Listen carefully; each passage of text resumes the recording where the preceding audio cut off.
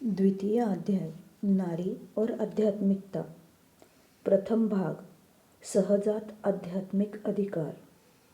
क्या महिलाएं मुक्ति पा सकेगी? हाल ही में एक जटिल प्रश्न रखा गया।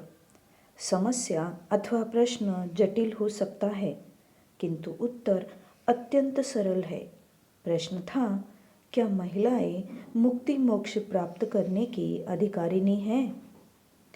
तंत्र के इस कथन के संबंध में कल ही मैंने बताया था कि देहभृत मुक्तो भवति नात्र संशयः। आत्मज्ञान प्राप्त करने की न्यूनतम योग्यता है मानव देह पा लेना। यही न्यूनतम योग्यता है। यहाँ यह नहीं कहा गया है कि वह जिज्ञासु पुरुष हो अथवा महिला। इससे ही स्पष्ट है कि दोनों ही मुक्ति प्राप्त करने में सक्षम है। यह वास्तविकता अवश्य है कि प्राय सभी धर्मशास्त्र और उन पर की गई टीकाओं और टिप्पणियों में यह असंदिग्ध रूप में लिखा गया है कि महिलाएं मुक्ति प्राप्त करने की अधिकारिणी नहीं है। किंतु इस संबंध में आनंद मार्ग का निष्कर्ष, निर्णय और आदर्श पूर्णतया भिन्न है। हमारे मत में और मेरे मत में भी दोनों ही मुक्ति मोक्ष प्राप्त करने के लिए सक्षम है। मैं पुरुष और महिला में किसी भेद दृष्टि का समर्थन नहीं हूँ। सामान्य बुद्धि, कॉमन सेंस के अनुसार भी जिन कोशों का संबंध मानव देह संरचना से है, उनमें नीचे के दो कोशों अन्नमय और काममय, जो देह से समीप संबंध रखते हैं, को छोड़कर शेष कोशों में महिलाओं और पुरुषों में कोई अंतर नहीं है। शेष ऊर्ध्वतर कोशों में लिंग भेद नहीं रहता है। सभी मानवीय सूक्ष्म रुचियों, सभी सूक्ष्म प्रयोगों और अनुभवों का संबंध निम्नस्थ दोनों कोशों से ऊपर स्थित कोशों से है, न कि निम्नस्थ दो कोशों से, जो मात्र स्थूल देह संरचना से ही निकट रूप से जुड़े होते हैं। संतान चाहे लड़का हो या लड़की, पितृभाव अपरिवर्तित रहता है। उसी प्रकार परम पुरुष के लिए सभी पुरुष उनके पुत्र हैं और महिलाएं उनकी पुत्री। अतः वे क्यों किसी प्रकार के भेद को प्रश्रय देंगे?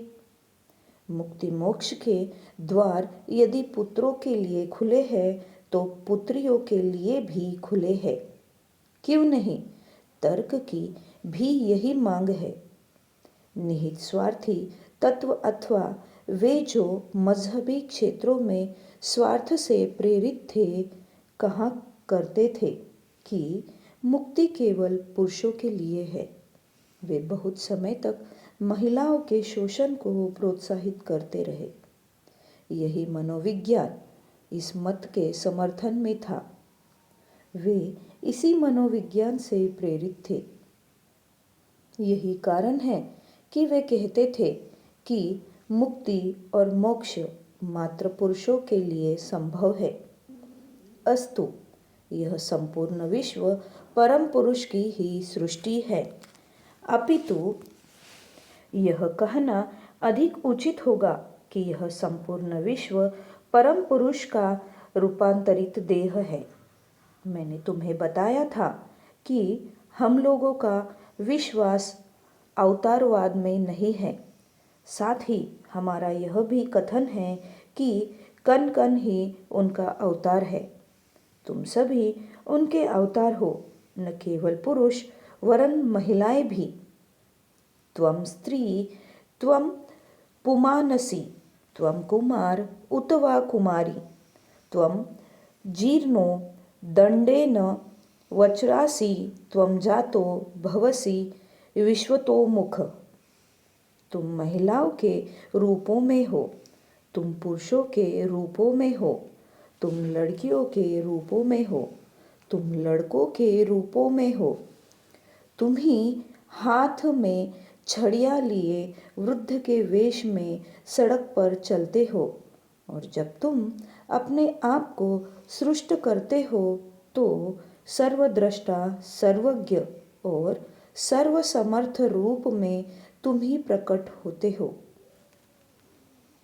तुम सभी उनके अवतार हो, क्योंकि तुम उस परम सत्ता के अवतरण हो, अवरोहन हो। तुम सभी अवतार हो। उन्होंने स्वयं को सभी रूपों में, अनेकानेक रूपों में, असंख्य रूपों में, न केवल पुरुषों के रूपों में बल्कि महिलाओं के रूपों में भी रूपांतरित किया है, परिवर्तित किया है। प्रत्येक और सभी सत्ताएं, छोटी या बड़ी, मुक्तावस्था का आनंद प्राप्त करने के लिए अधिकृत है। जो मानव देह में नहीं है वे सत्ताएं साधना नहीं कर सकती, किंतु वे भी परम पुरुष की कृपा से, उनके आशीर्वाद से मुक्ति प्राप्त कर सकेंगी। वे चाहे तो एक कीट भी मुक्ति लाभ कर सकता है।